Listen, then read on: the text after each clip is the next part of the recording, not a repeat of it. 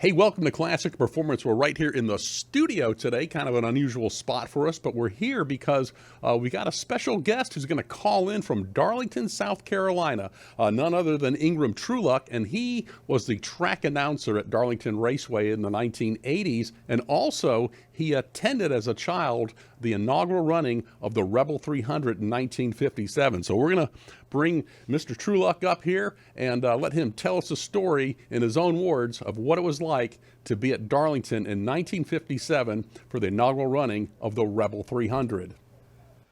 My name is Ingram Trueluck. I was born in Anderson, South Carolina, and blessed beyond belief to grow up in Darlington, South Carolina. This was during the 1950s and 60s. I've been a radio disc jockey. I've been an RN, and I'm quite familiar with Parris Island. I was privileged to serve as the public address announcer for the Darlington Raceway from 1984 until 1986. In 1950, little old Darlington became the stock car racing capital of the world, with that Labor Day running of the inaugural Southern 500. It's considered a crown jewel race to this day. I was 9 years old when I attended the inaugural Rebel 300 convertible race in 1957. Oh, I experienced exciting days and heard the voice of the track's public address announcer, Ray Melton. Ray Melton would become a legend in this race for many years. This video is about that weekend and Ray Melton. And this is the first of many racing stories I hope to share. It was May 11th, 1957. Thanks to my parents, my first race, the inaugural Rebel 300 at Darlington International Raceway. A convertible race. The convertible division was quite popular back in the 50s. And what a day this was. What a day. It was historic. It was dramatic. It was patriotic. And chill bumps were copious. At the end of that magical day, even at the age of 9, I knew I had witnessed another national sports spectacular at Darlington. Now there were two, the Rebel 300 and the Southern 500. But this story isn't quite what it seems to be. Not one race car completed one lap that day. The only thing on the track was water, a steady downpour. So how in the world did I experience the thrill and color of a race which did not happen? It was made possible by a battle-hardened Marine, a World War II veteran.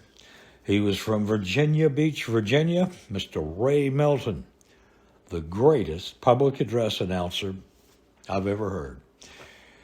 He had a voice of thunder, a voice with majestic authority, a voice akin to a NASCAR engine.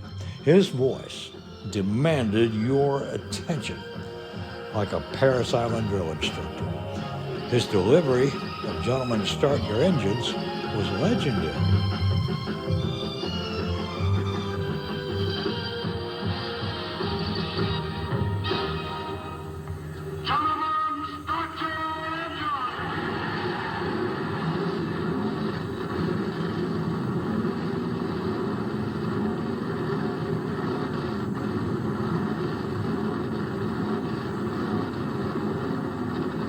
He had no competition in that category. Those words were on hold, however, because of the rain. But despite the rain, Ray Melton went about his business like the well-disciplined Marine he was. A methodic, strict format which would never waver. A presentation of the starting lineup with background and detail. The last place qualifier was given the same attention and same enthusiasm as the pole position winner. Name, hometown, make of race car, owner, car number, and qualifying speed.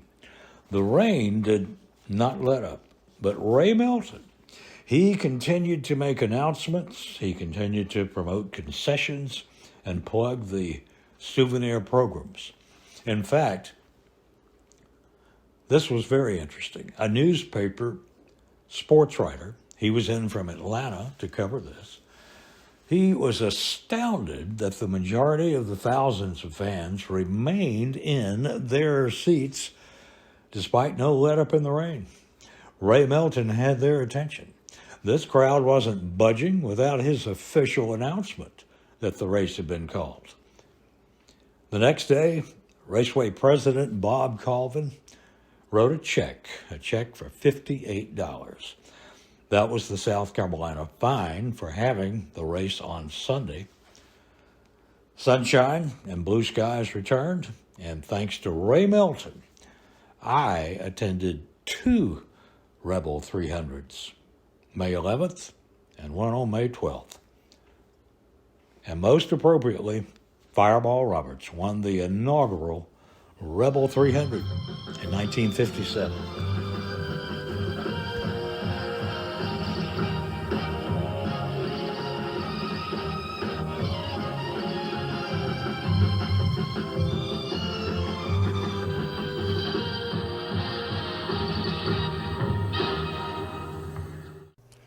So I hope you enjoyed our podcast kind of format here, talking with our good friend Ingram from down in the PD of South Carolina, the Darlington, Florence area, where he still is today, and kind of a look back at the inaugural Rebel 300.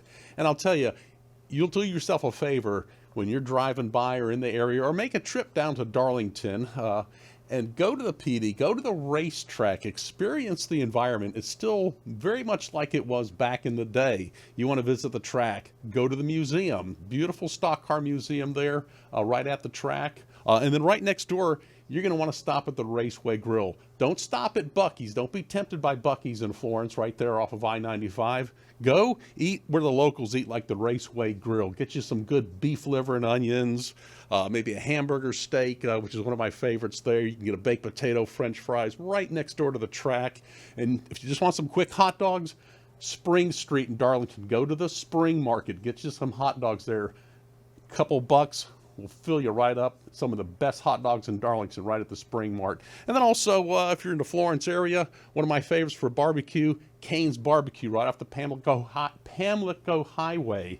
You're not going to want to miss Cane's Barbecue. Liver hash, chicken bog, deviled eggs buffet. Cane's Barbecue, been around for over 50 years.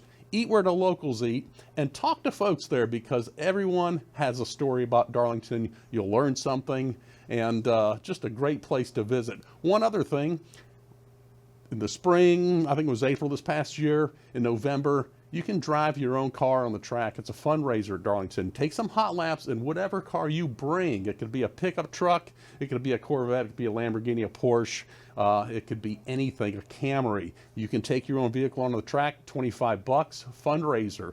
Check the website, check the social media, drive your own car on the Darlington, Lady in Black, and we've done it. It's a great event. So take care, and we're going to have Ingram back. Maybe we'll do something on Cale Yarborough from Timmonsville, just 10, 12, 13 miles down the road from the track.